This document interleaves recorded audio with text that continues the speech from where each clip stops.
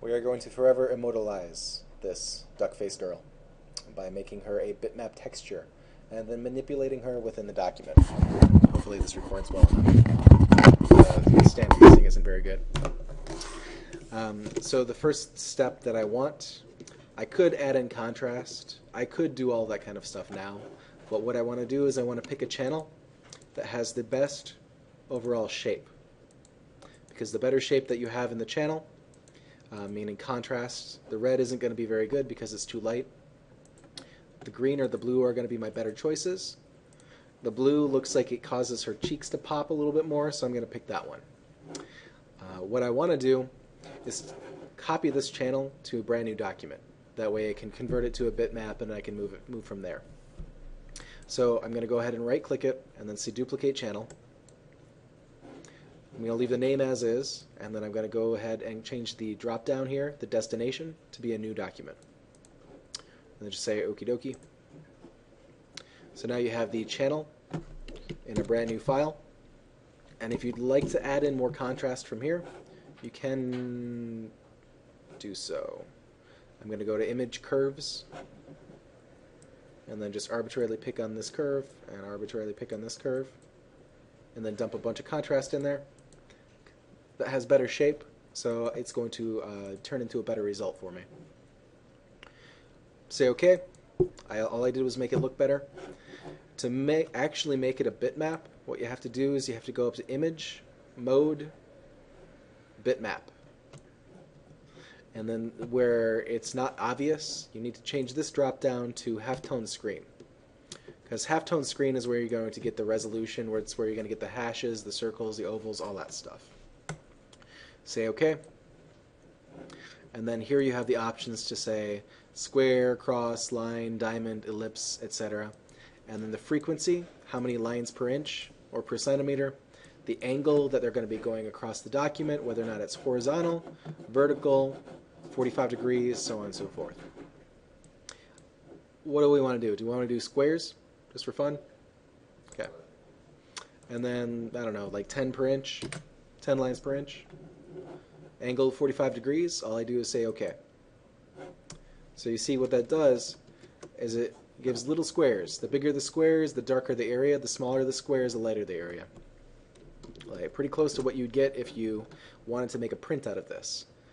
If any of you have ever done any news printing, printing for newsprint, or printing with an inkjet printer, the combination of the little dots turn into the color that you see. The higher the concentration, the more color there is. The lighter the concentration and the smaller the dots, the lighter it is. And you can see that evidently right here. If this was green or blue or yellow or whatever you want to say to make up skin tones, you could combine 3 layers of this and get a full color image, RGB, effectively. But if you don't want to do that and you just want to use the texture, like we're doing, you can make a selection out of this and then bring it over to your other document. What I did earlier was, I hate window docking, I'll just say that right now. I'm going to take my channel and then just drag it. It's not going to work. Sorry. I'm going to make a selection of my channel just by control clicking on that icon. And you can see the graphics on the computer is about to choke because it's trying to display a selection and all this kind of stuff. I'm going to right click, save the selection, and then when you save your selection you can bring it to a different document. So the original document that I had was womantext.psd. It's going to save to a new channel, and I can name it whatever I feel like.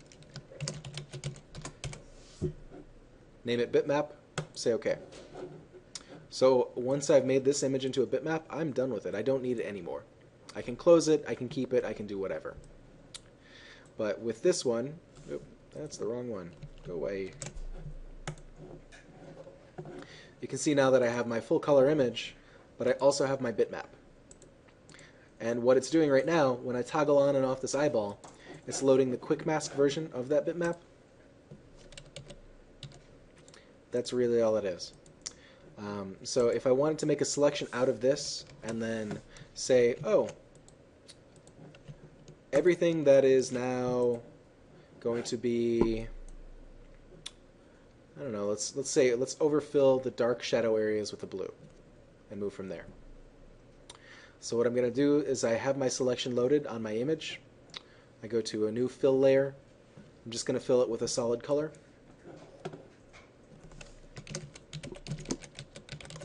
I'm going to arbitrarily name it. And I wanted blue, right?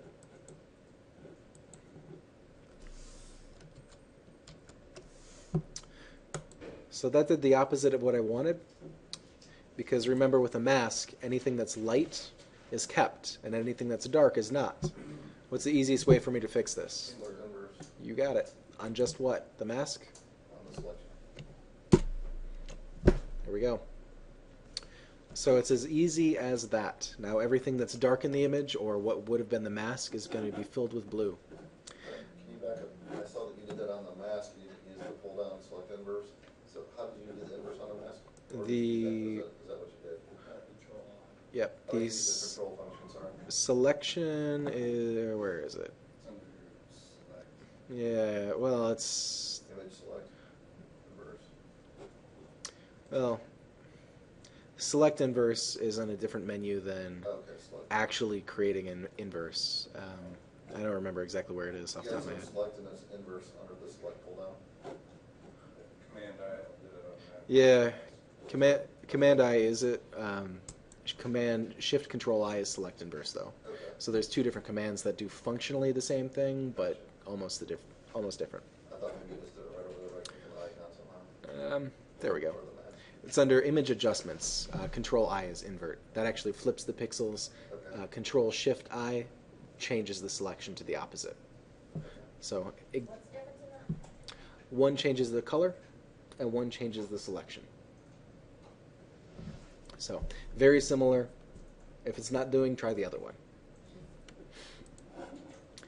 If for some reason I wanted to say, oh, only affect the dark areas of this image, so you get that kind of gradation that you see in some of the selections, I can go another step further and go to my blending options on my layer.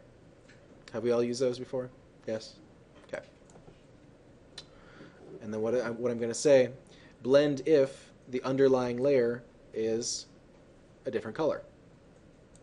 If I want to blend only if it's a midtone, I'm just going to drag these little sliders here. So you see that her hair stays her hair color, and her lighter skin tones stay that one color as well. It can make for interesting effects, especially when you combine multiple bitmap patterns on top of an image.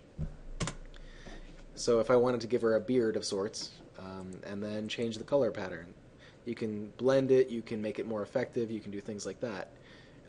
If you change the overlay, the way the layers interact, sorry, just got a stabbing pain in my head. If you change the way that the colors interact with the underlying layer, then you're going to have a different feel to your image than if you just had solid color sitting on top of it. So anybody have any questions over that? Want to see it done again? Maybe? Yes? Those blending options that you just pulled up, that's not, where did you find that? These blending options?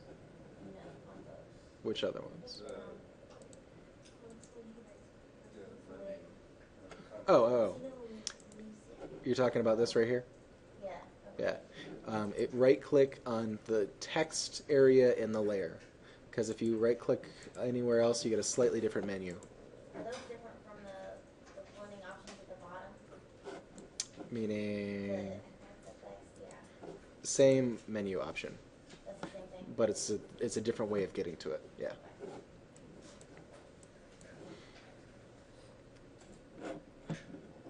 So I'm going to pause this recording for now.